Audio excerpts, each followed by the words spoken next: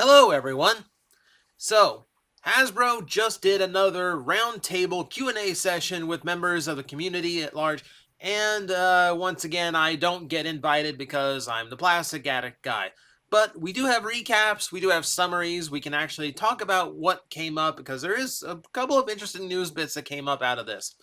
Uh, so, for the record, I am using TFW's recap of it, which is an abbreviation of an abbreviation. It is a very small recap.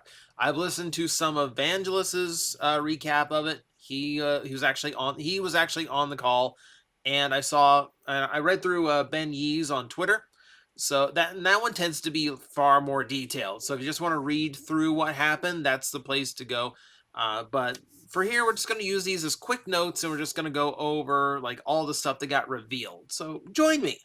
This is behind the scenes stuff, and this is stuff actually asked by real fans. So it's real questions and it's real things that people actually want to know about. So the first question was about Crasher and Shadow Strip, which was stated that expected they'll be released, but no word from Walmart or when they will execute them. They did mention that Pulse is going to get a small stock of them, as always. They are all obviously already out in Canada. Um, yeah. So the GoBot side of this they discuss later. We'll get to that then, but we'll go ahead and talk Shadow Strip now because the interesting thing that came out of that was the fact that they treat Shadow Strip as a completely different character from Dragstrip, and that is how they want to do the G2 Stunticons going forward. They did kind of like a wink, wink, nudge, nudge. We hope we get to do all of them. So I'm actually interested because technically this is the first time they've seen the G2 Stunticons have seen a retail shelf. The only other time they were produced officially was as a Combiner War gift set, usually an online thing. So the idea that they can take those characters that are so drastically differently colored from the originals and treat them as a new team and new characters is actually kind of fascinating. I kind of want to see where they go with that. They did discuss if it's collectors or adults that they design for first, etc., or kids that they design for first. They do keep in mind like STEM angle game play with Transformers, how they trying to make the transformations mentally engaging, and I kind of get that. Um, they are still researching the impact fans have on the industry at large. What was interesting about this is the kids seem to care more about the vehicles than they do the characters. So, because the fans care about the characters, the kids just want this cool looking vehicle that turns into a cool looking robot. You know, if the toy looks cool to them, they're gonna buy it, or they're gonna ask their parents to buy it, no matter what it's homaging or where it comes from. So they kind of get to throw in all these classic characters for us as fans just because they're trying different things so that they can get kids interested in the franchise. Kind of an interesting take on it, yeah. See. New characters in like Scrap Hook. They love getting those in there and to connect them to existing lore. More to come. Reveals in next year, etc., etc. Did they talk about someone in the call mentioned the one on the cover that looks a whole lot like Lockdown, like elbow, elbow, wink, wink, nudge, nudge, kind of.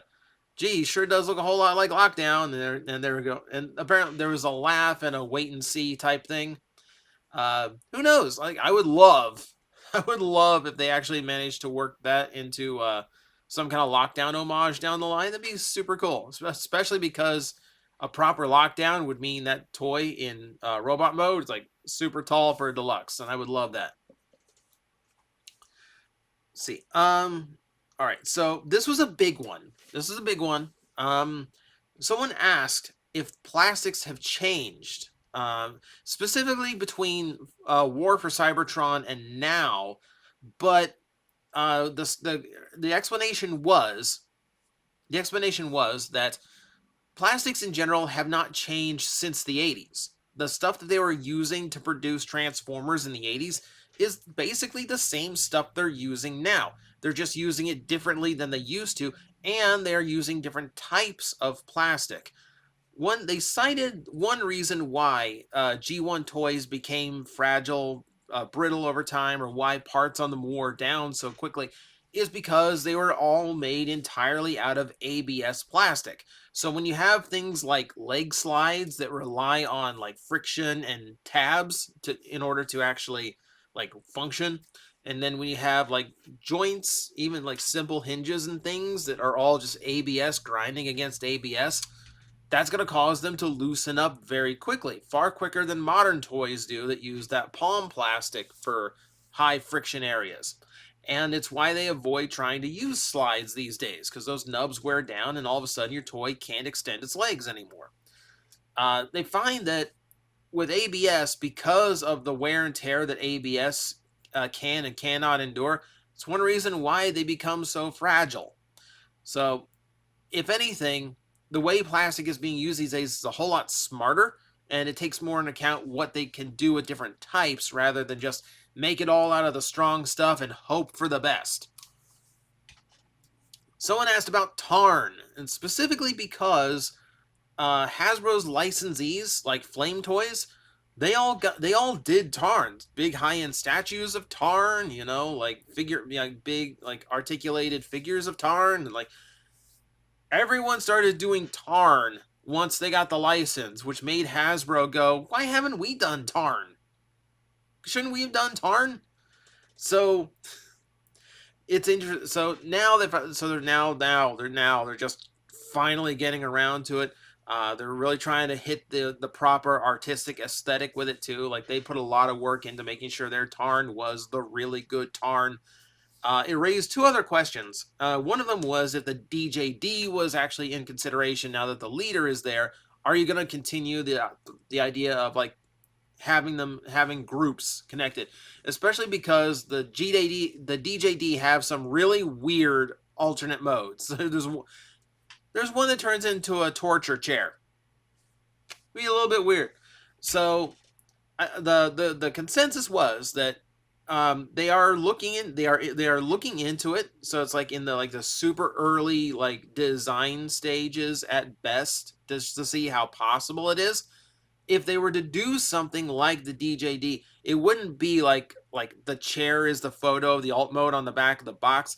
It would be similar to like what's a good example? Probably the Titan Return cassettes, like Eject and Rumble.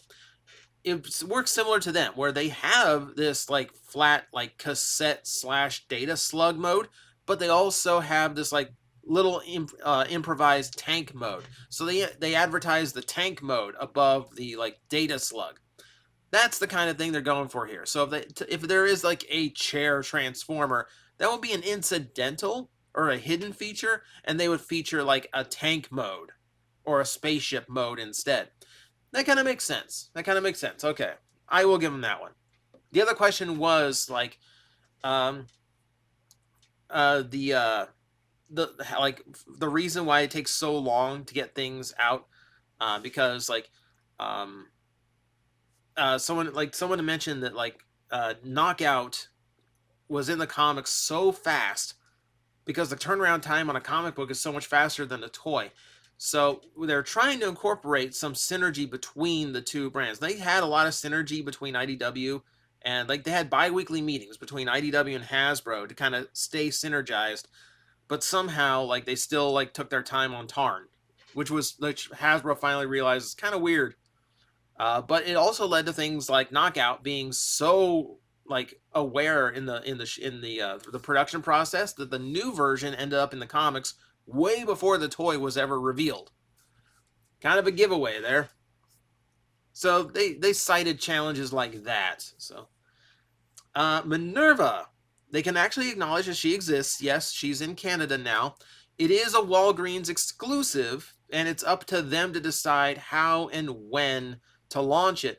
They also heard the same thing we did, that it was going to be October 1st.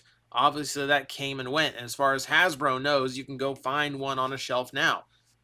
I haven't found one anywhere around here yet. So I really hope I don't have to ask someone in Canada to mule one for me. I really don't want to have to go that route. But like, I don't trust my luck on Hasbro Pulse. I've missed a few exclusives on Hasbro Pulse lately. Core Dinobots. The challenges in designing the sixth one. Challenges, I wasn't sure if they could at first, but it felt like something they should do. They didn't want to do a deluxe as the main body. They wanted to make all of them core class, so all of them could be on the shelf within a year's time. Unlike what we're doing with Studio Series right now, where they can get away with like 2 a year, and we're still waiting to hear when we're getting Snarl and Swoop to complete the the quintet. So, uh, they kind of someone really pushed for Paddles to be number 6, and they kind of lamented like, well, if only Paddles had an S name. But they did mention that people have guessed it. People have been like on the nose about like what they're doing and where they are going with the team. Now, obviously, they can't like divulge that yet because the toys are not prepared and ready yet. But they did let us in. They're like, okay, it's probably correct that it is. We know from a listing that it's Scar. It's most likely, and it is most likely an Ankylosaurus because most likely we are getting a Dino King out of the set at some point as well. They didn't go into that level of detail, of course, but that's pretty much the most widely speculated thing. So if they're saying that people have guessed it, that's probably what it is. Override. The key slot in the back of the weapon was not an accident. That was Takara who worked that into the engineering. That's them being excited over it. So good on Takara's engineering. So yeah, and yeah, that's actually really cool to know that it was like entirely intentional. I've tried it on mine. The key does not stick in there because there is no ridge on the inside to hold that little tab on the underside. I don't have a spare gold Speedia key or Velocitron key. So I might 3D print one and just make it like, I upsize it just a little bit so it can like wedge in there firmly. What else was there about that? So this also brought up the Minicon port on Hotshot, where they do like to engineer in these Easter eggs to call back to details on the original toys. They've basically said when in regards to if that Minicon port is actually functional, if it can combine to an old school Jolt or not, the answer was wait and see. Which, in this case, wait and see would usually mean, oh yeah, it can. But in this case, I'm not actually sure because they also may not want to disappoint people by telling them, no, the toy's just too small or it's too flat. We couldn't. It doesn't have clearance, etc., etc. We'll find out. We'll find out. Of course, we will. I suspect that it will work on at least one, if not the original, then the one from Universe. I have to find mine and prepare it. See, female characters, plans to continue. And TFW notes, this was asked in a very Vangelis way. Yes, and the answer is yes, they absolutely want to represent, which is great to hear. There have been a lot more female Transformer presence lately. Always good to see. I'd love to see more of the newer ones that have been created work their way back in. Like the likes of Strong Arm, even Clobber. If we can't get Lugnut, can we get Clobber? I would actually take a brother sister duo. One's a jet, one's a tank. Make it that way. I would also be in favor of. I mean, anyone outside of like the RC Elita One staples. Like who else? Like where's Strika? I would love to see like how badly does Strika need a new toy? See. Part 2 of that question was Action Master Elites do transform, by the way. So running gag. Evangelist will always find some way of working Omega Supreme into his questions and his requests. That's his thing. I mean, the same way I would ask about translucent plastic every time, or the same way that I would try to shill some obscure love character of mine like Rapido. Yeah, they do that. I can't remember if it's mentioned. I can't remember if I passed it by now or not. There is mention that they want to do more like little G2 love here a little bit, more G2 decos. See, pretenders on the table, difficult to justify. difficult to justify because of the cost, and that's all because of the shells.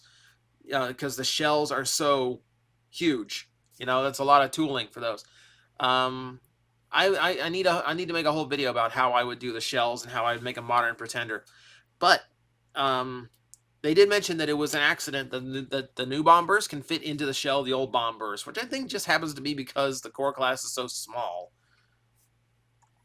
Let's see. Slipstream's daughter's favorite camera, so yeah, Slipstream potentially. They keep saying like anything is possible, which is like the catch-all term that they love to throw out. It's like, we're not planning on it, but that's we can do just about anything right now. Let's see here. Gobots. All right, so let's talk Gobots because this started with Crasher. We finally have like Crasher as a transformer now. They describe that they do describe that there is a push to get Gobots into the line and to homage more of them, but it is a very legal, like it's very thin tightrope they walk legally when it comes to those characters. Remember, Hasbro owns the Gobots name, and they own the names of the characters and the property for America, but they do not own the character designs per se because they were based on the original Machine Robo toys.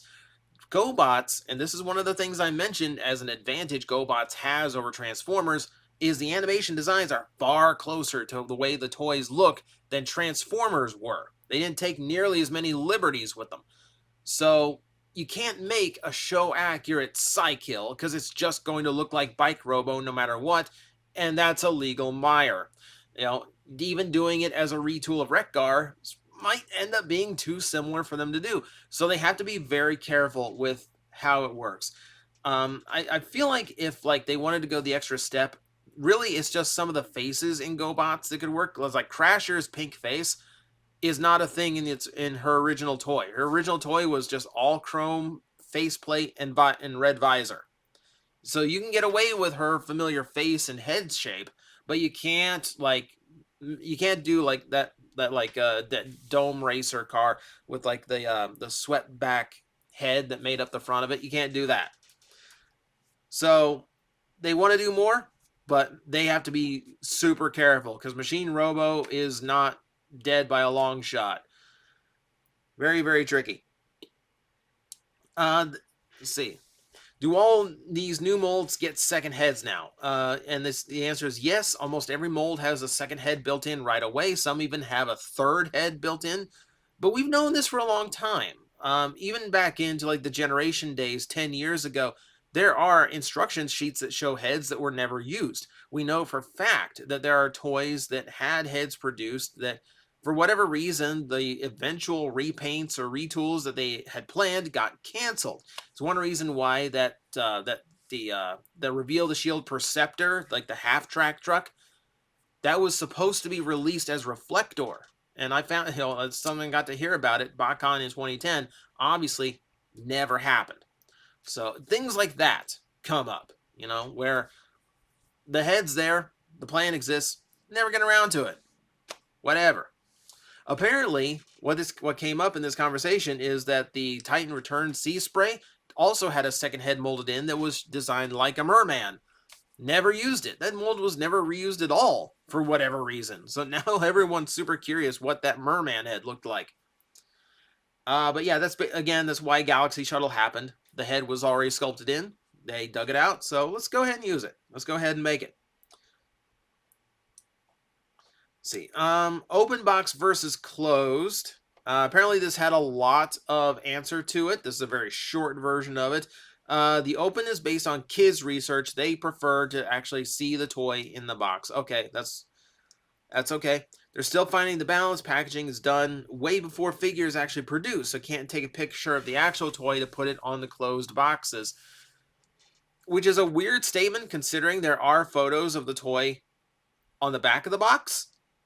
But so why can't you just use that photo on the front of the box? They described it as the packaging is done with painted samples, and a lot changes between painted samples and final production, So they want, if it's on the front of the box, they want to make sure it's accurate. So like the artwork is easier to modify than the photo is. That's basically what it boils down to. So here's the thing. Here's what occurs to me. So the open boxes are creating a lot of problems. Stolen toys, vandalized toys, minted box collectors unhappy because, you can't protect something that isn't sealed. My solution here is like, look at the previous answer where they say the kids care more about the vehicle than the robot. Okay. Fans know the characters from the artwork. We don't need to see the robot character.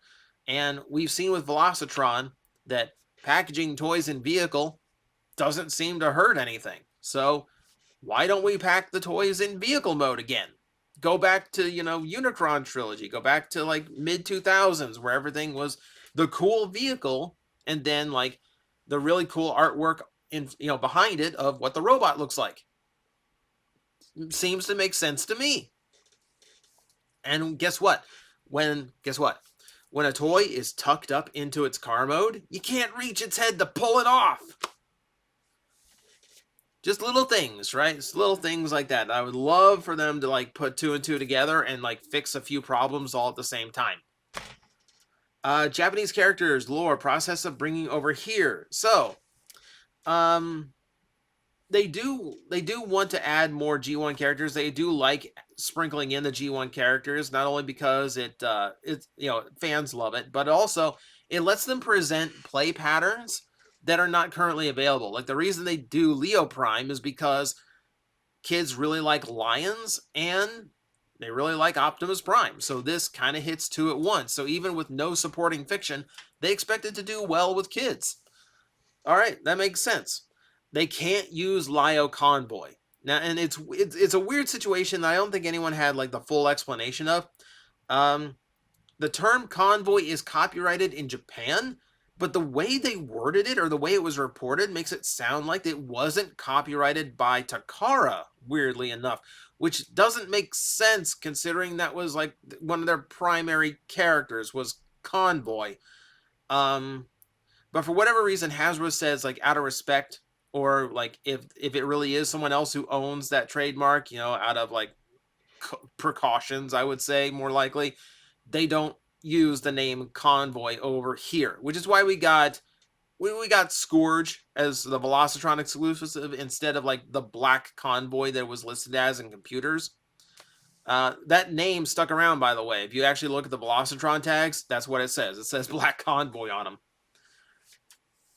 So that's the reason why it's not Lio Convoy, because for whatever reason, they have to be careful about trademarking that term. They can't really trademark it. So Lio Prime. All right, that makes sense. But it does make me like happy to see that, like, yes, they want to do more Japanese stuff. Okay, yeah, see, lockdown looking box. Okay, so that was the thing. Yeah, so they mentioned like Evangelist asked about the lore behind the core Dinobots. And like the joke Evangelist made, and the joke that's just going to become a running thing is like, yeah, they're from a universe where the Dinobots are just that small, which I think is a cute little answer.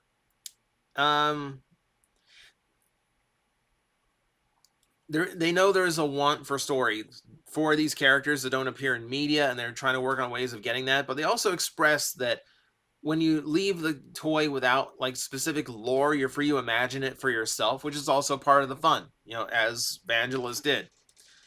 Why no movement on the Studio Series Dinobots? Remember, we've only had one of the Age of Extinction Dinobots, Grimlock, which leaves pretty big gaps here in the selections.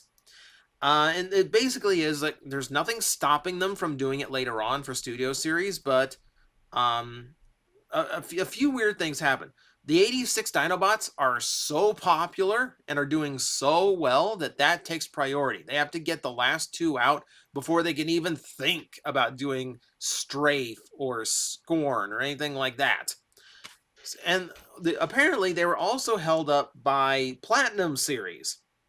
So we've learned in recent years that when you do an exclusive set, the people who got that exclusive hold a license over those molds. So when they did Platinum Series, and I can't remember who got it, But that locked up those molds for a while, which meant they couldn't use the Age of Extinction Dinobots for a while.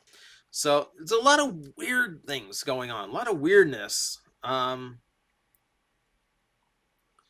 See, yeah, so like, it was just, it's weird. It's weird. It's not an issue anymore. It's just like a weird copyright licensing trademark. It's weird. Toys are weird, guys. The behind the scenes of how toys get to us is weird.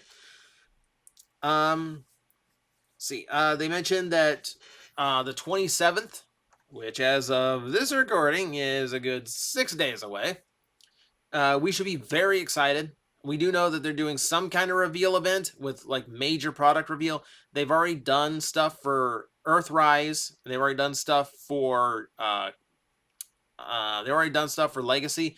So probably Studio Series. I'm really hoping we get some kind of like info on the next Dinobot at the very least. We'll see. And we know there's like 3 more like collaboratives or something crazy on the way. So I really like to see that one too. But they tell us to be excited. We tell us, they're hyping us up. They're like, in a week, we're going to tell you something really cool. And then the last thing I mentioned was someone asked about Cosmos. Apparently, Hasbro had no idea it would be as popular as it was. That's where the problem came in. They don't have any word on reallocation, restocking, basically, or distributing it in a future wave. I can't imagine they wouldn't. Especially if Velocitron's going to go on long enough to get out more of the G2 Stunticons. But they can't, they have no information about whether they're adding more and no information whether they're stopping. So they're just up in the air. Apparently even the team doesn't have their own copies of the toys. So that tells you how hard it is. Which, by the way, they did actually mention that James Roberts is supposed to get his copy of Tarn. They want to get that out to him. So yeah, they're being a lot better about that after they caught flack for like, you mean the people who designed these toys and aren't getting any residuals for designing them are still have to pay for their own toy? Toy production's also not fair sometimes. But that's everything we got. That's a ton of information. That's a ton of things. And like I said, this is an abbreviated version. I'm kind of going off of memory of the other things I read. Again, there are people who recapped it better because they were actually there. So I would encourage you to either go watch Vangelis's video or Ben Yee's Twitter. Either one's going to give you a lot more information than I could remember here. This is just me giving my opinion on a whole bunch of news and information that we got out of this.